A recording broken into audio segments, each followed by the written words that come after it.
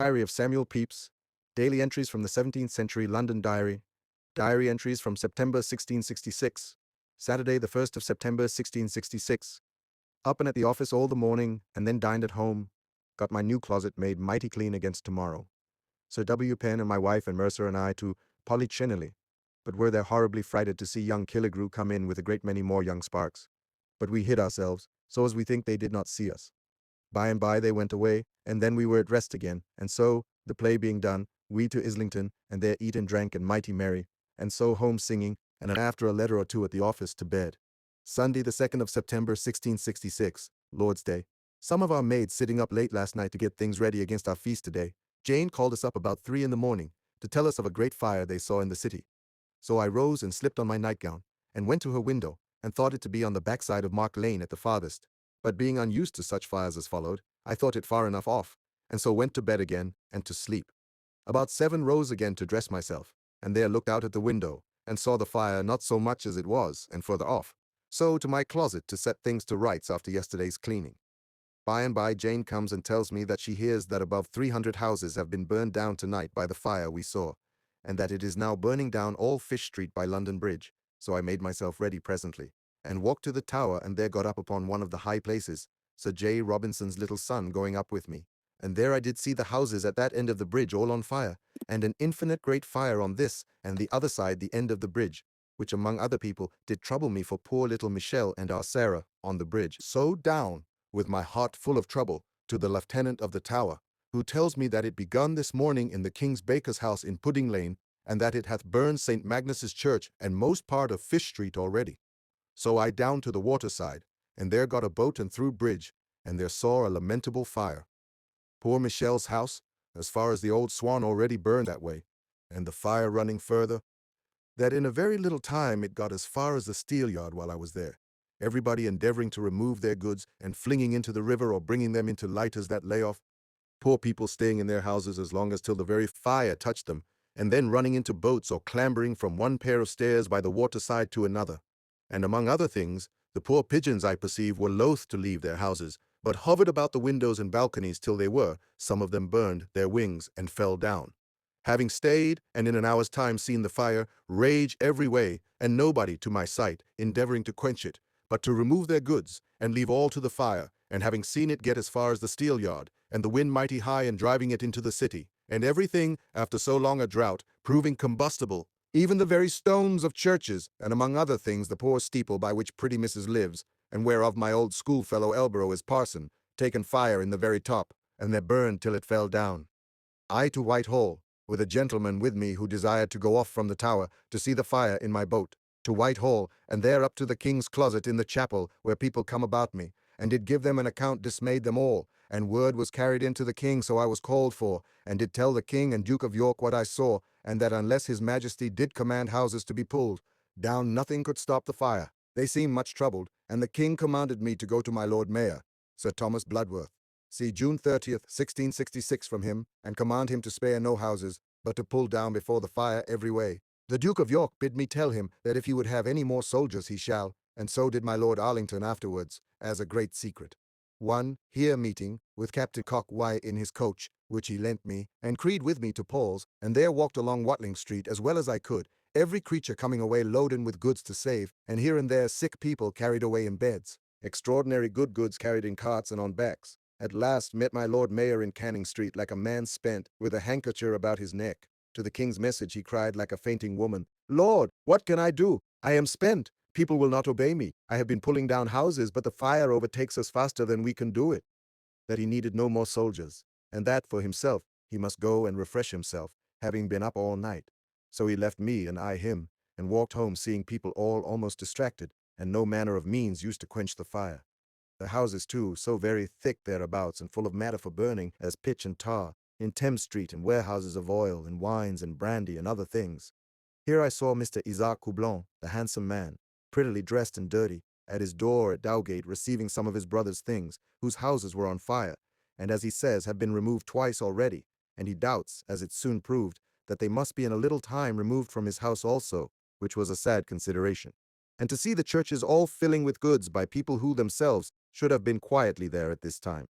By this time it was about 12 o'clock, and so home, and there find my guests, which was Mr. Wood and his wife Barbary Sheldon, and also Mr. Moons she mighty fine, and her husband, for aught I see a likely man.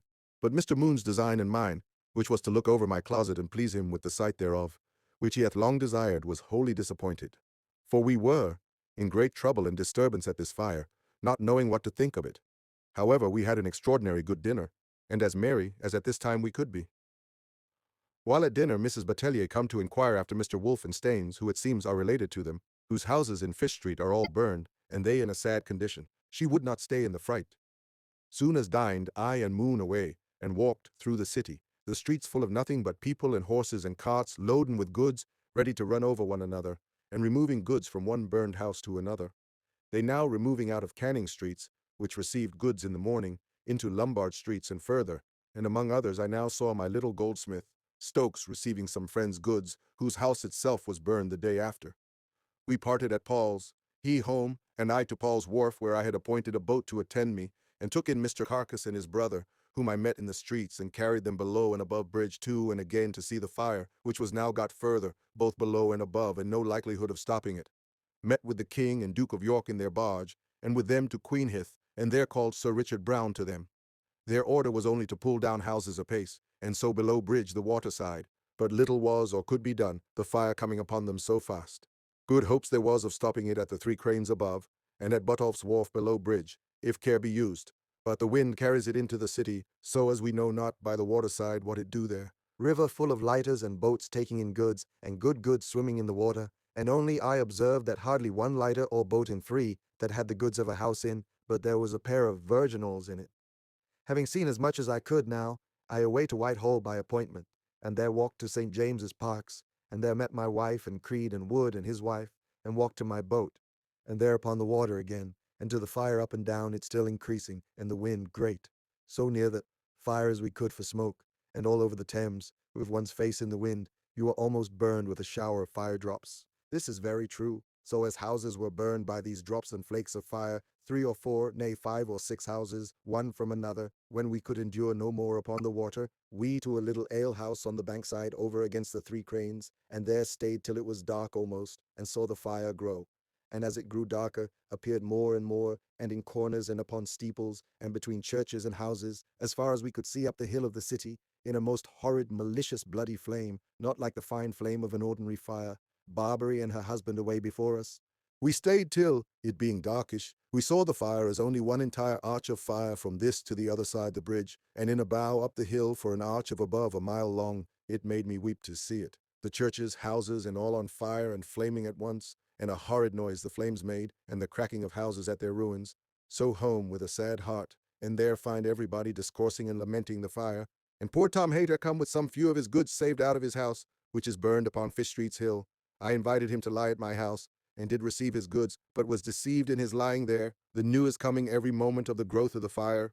So as we were forced to begin to pack up our own goods, and prepare for their removal, and did by moonshine, it being brave dry and moonshine and warm weather, carry much of my goods into the garden, and Mr. Hayter and I did remove my money and iron chests into my cellar, as thinking that the safest place, and got my bags of gold into my office ready to carry away, and my chief papers of accounts also there, and my tallies into a box by themselves.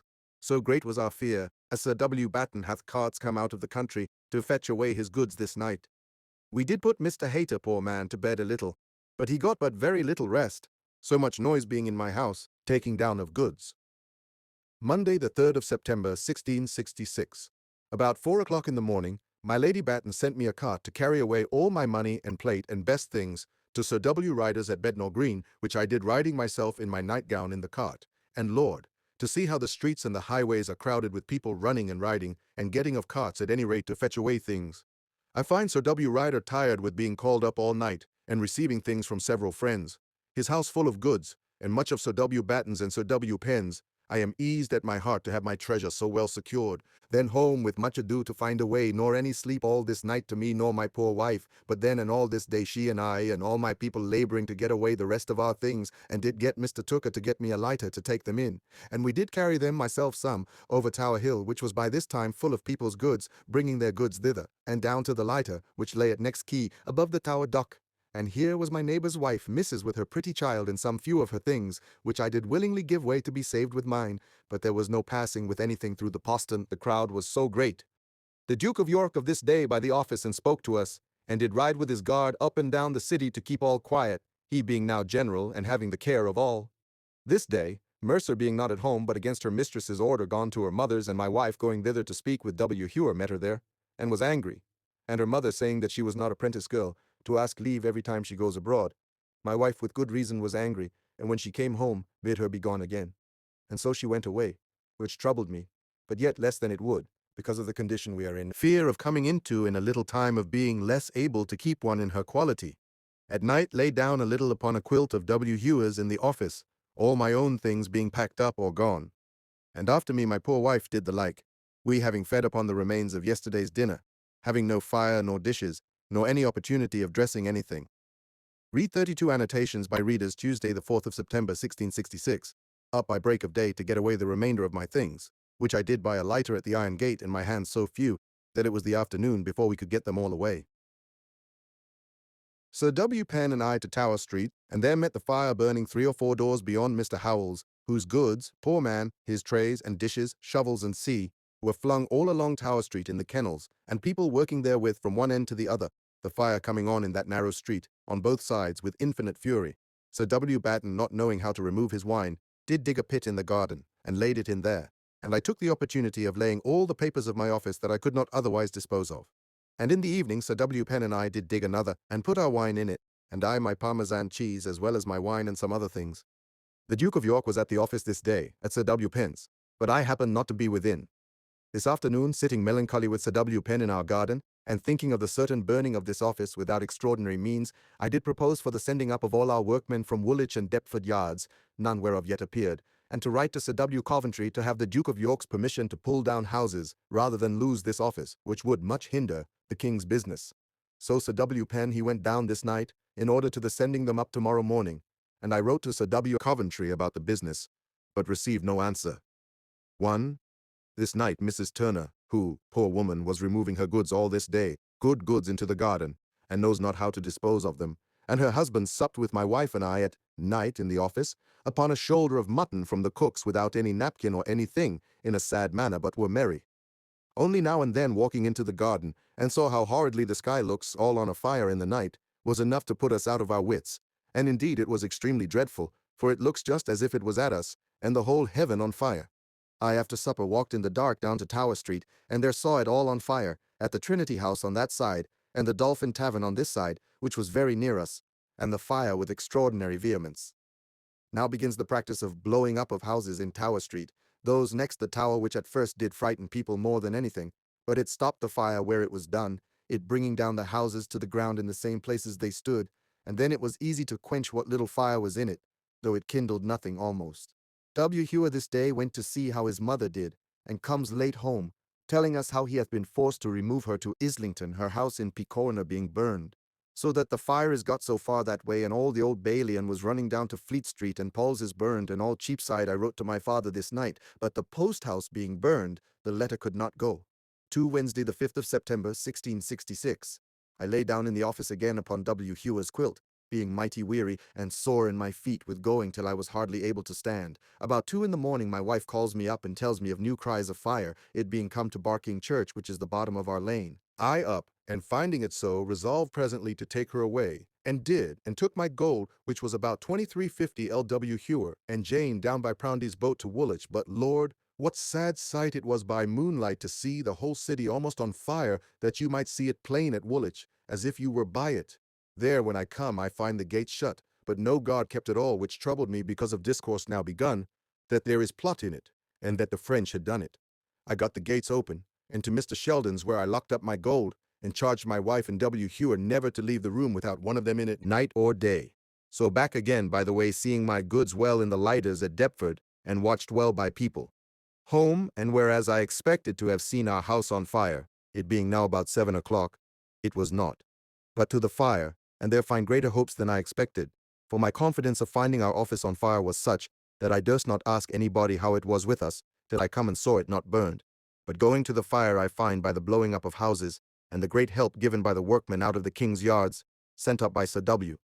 Penn. There is a good stop given to it, as well as at Mark Lane end as ours, it having only burned the dial of Barking Church and part of the porch, and was there quenched. I up to the top of Barking Steeple, and there saw the saddest sight of desolation that I ever saw. Everywhere great fires, oil cellars and brimstone and other things burning. I became afeard to stay there long, and therefore down again as fast as I could, the fire being spread as far as I could see it, and to Sir W. Penn's, and there eat a piece of cold meat, having eaten nothing since Sunday, but the remains of Sunday's dinner. Here I met with Mr. Young and Whistler, and having removed all my things and received good hopes that the fire at our end is stopped, they and I walked into the town and find Fenchurch Street, Gracious Street, and Lombard Street all in dust. The Exchange a sad sight, nothing standing there, of all the statues or pillars, but Sir Thomas Gresham's picture in the corner. Walked into Moorfields, our feet ready to burn, walking through the town among the hot coals, and find that full of people, and poor wretches carrying their good there, and everybody keeping his goods together by themselves. And a great blessing it is to them that it is fair weather for them to keep abroad night and day. Drank there, and paid 2 pence for a plain penny loaf. Thence homeward, having passed through Cheapside and Newgate Market all burned, and seen Anthony Joyce's house in fire, and took up, which I keep by me, a piece of glassy of Mercer's, Chapelle in the street, where much more was, so melted and buckled with the heat of the fire like parchment. I also did see a poor cat taken out of a hole in the chimney, joining to the wall of the Exchange, with the hair all burned off the body, and yet alive. So home at night, and find their good hopes of saving our office, but great endeavors of watching all night and having men ready. And so we lodged them in the office and had drink and bread and cheese for them. And I lay down and slept a good night about midnight, though when I rose I heard that there had been a great alarm of French and Dutch being risen, which proved nothing. But it is a strange thing to see how long this time did look since Sunday, having been always full of variety of actions and little sleep, that it looked like a week or more, and I had forgot. Almost the day of the week, Thursday the 6th of September 1666, up about 5 o'clock, and where met Mr. Gordon at the gate of the office, I intending to go out as I used every now and then today to see how the fire is, to call our men to Bishop's Gate where no fire had yet been near, and there is now one broke out which did give great grounds to people, and to me too, to think that there is some kind of plot one in this, on which many by this time have been taken, and it hath been dangerous for any stranger to walk in the streets. But I went with the men, and we did put it out in a little time, so that was well again. It was pretty to see how hard the women did work in the kennels, sweeping of water. But then they would scold for drink, and be as drunk as devils. I saw good butts of sugar broke open in the street, and people go and take handsful out, and put into beer and drink it. And now all being pretty well, I took boat, and over to Southwark, and took boat on the other side the bridge, and so to Westminster, thinking to shift myself, being all in dirt from top to bottom. But could not there find any place to buy a shirt or pair of gloves, Westminster Hall being full of people's goods, those in Westminster having removed all their goods, and the exchequer money put into vessels to carry to none such but to the Swan, and there was trimmed, and then to Whitehall, but saw nobody, and so home a sad sight to see how the river looks, no houses nor church near it, to the Temple where it stopped. At home did go with Sir W. Batten and our neighbour Knightley, who with one more was the only man of any fashion left in all the neighbourhood thereabouts, they all removing their goods and leaving their houses to the mercy of the fire, to Sir R. Ford's, and there dined in an earthen platter a fried breast of mutton, a great many of us, but very merry, and indeed as good a meal, though as ugly a one, as ever I had in my life. Thence down to Deptford, and there with great satisfaction landed all my goods at Sir G. Carteret's safe, and nothing missed I could see, or hurt. This being done to my great content, I home, and to Sir W. Batten's, and there with Sir R. Ford, Mr. Knightley, and one Withers, a professed lying rogue, supped well and mighty merry, and our fears over. From them to the office, and there slept with the office full of labourers, who talked and slept and walked all night long there. But strange it was to see Clothworkers' Hall on fire these 3 days and nights in one body of flame, it being the cellar full of oil.